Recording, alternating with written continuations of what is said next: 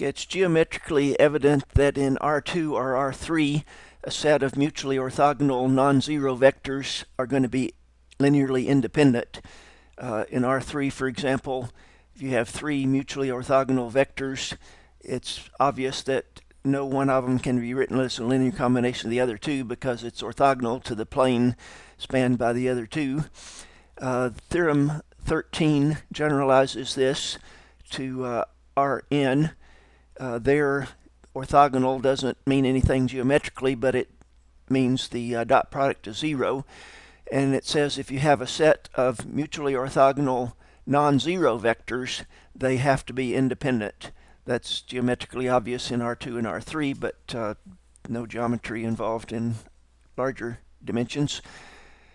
Now, it has to be non-zero vectors because you could say that the zero vector is orthogonal to everything because the dot product with everything is zero, but you can't have a zero vector in a set and still be linearly independent because zero can always be written as zero times any of the others.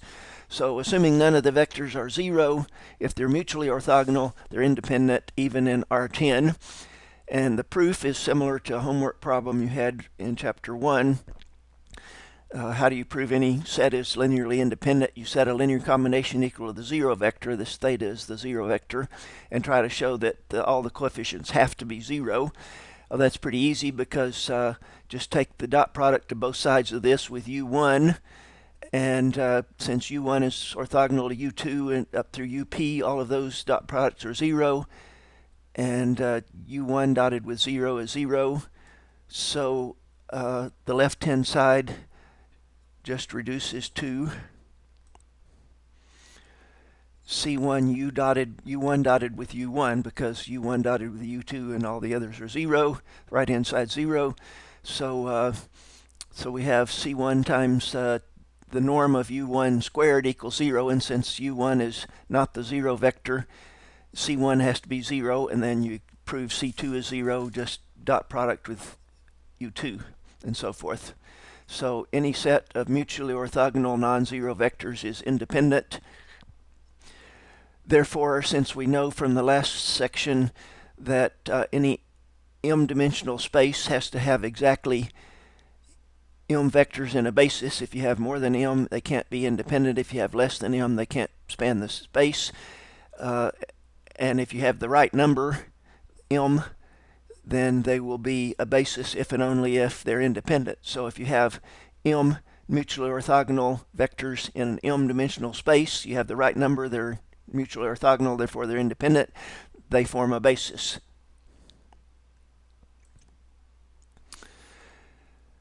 Well, the nice thing about an orthogonal basis is it's easy to find the coefficients in the expansion of any vector. Let's say you have a set of p mutually orthogonal vectors that form a basis in a p-dimensional subspace. Then the fact that they're a basis means that every vector in the space can be written as a linear combination of those vectors. If they aren't mutually orthogonal, it's going to require solving a big linear system to find the coefficients. But if they're mutually orthogonal, it's much easier. All you have to do is take the dot product of both sides with, say, W1, and you have W1 dotted with V is equal to W1 dotted with that linear combination, but all of those W1 dotted W2 and so forth is zero, so everything disappears except the first term A1, W1 dotted with W1, and so you can just solve for A1.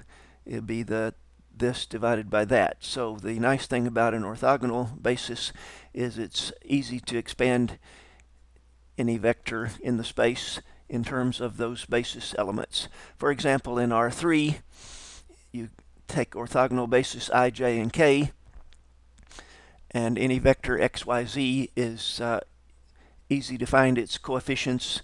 It'd be x times I plus y times j plus z times k. The homework in section 3.6 is pretty straightforward. For example, in problem 1, you have to show that those three vectors are mutually orthogonal. Just take the dot product of u1 with u2 and so forth. And then in problem 9, they pick a random vector in R3, and you're supposed to find the expansion in terms of A1 U1 plus A2 U2 plus A3 U3, and that's easy to do. You don't have to solve a linear system to find the coefficients. Just use the technique that we just talked about.